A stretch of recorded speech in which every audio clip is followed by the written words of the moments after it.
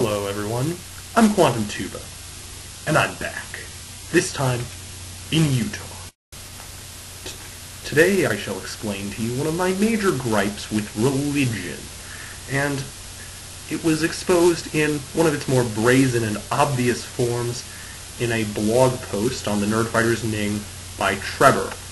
He stated as one of his reasons for why he likes being a Christian, I don't have to waste time wondering why we're here or how the world was created. Alright, now, chances are if you're subscribed to me, you can probably already tell why I find that to be a horrible, ignorant, and utterly stupid statement.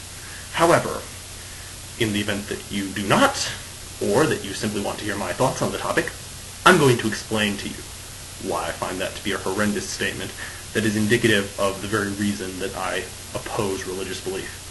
So, the reason that he thinks that he doesn't have to bother with those silly questions about origins of life and the universe and everything is that he thinks he already knows, because an ancient text told him so. Oh my. Now, of course, if he doesn't think about it much, he doesn't really know, does he? He just reads a book and assumes it's true? I could understand if the book was something that he felt had been highly verified by evidence, but it's not. Clearly it's not.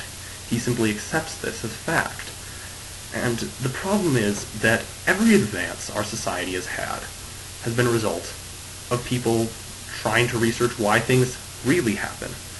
The germ theory of disease was developed because people like Pasteur did not simply accept that diseases were caused by evil spirits.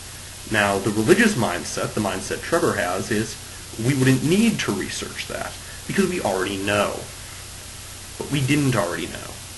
And so, when we did our research, when we used empirical evidence and logic and the real tools by which humans learn things, we were able to find the genuine causes of diseases. And that's how we got modern medicine. That is why people like all of us have a much larger and longer life expectancy. It is why there is so much less suffering in the world.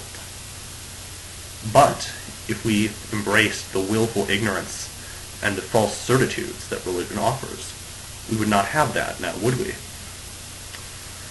So it goes. The religious mindset infects every area of human inquiry. In this case specifically, it is put to the case of origins of the universe, origins of life. Trevor is a creationist. He does not accept the validity of the theory of evolution, nor does he accept the validity of the Big Bang theory.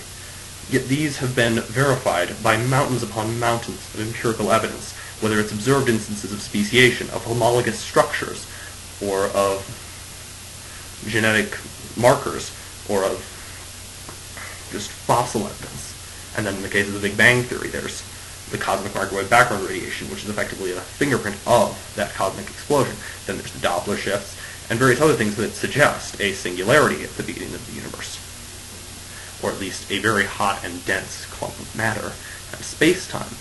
So, all of this, he simply ignores because he doesn't need to think about it. He doesn't need to do his research because he already knows. Or so he thinks. Similarly, when we take the issues of consciousness, religious people think that they already know. We have souls up here, and these souls will go on to heaven and we'll all be happy in the afterlife, except for those of us who are infidels, such as myself, who will be tormented in hell by Satan.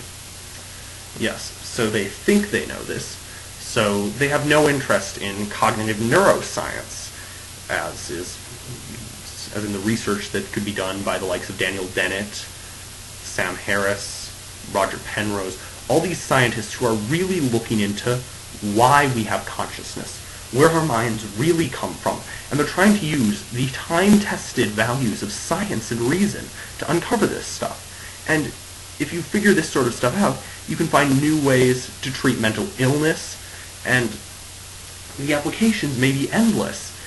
In fact, The quest for a true understanding of consciousness was much of what drove Alan Turing's research in computing, in artificial intelligence, and so the future of computing may largely be dependent upon human curiosity moving over.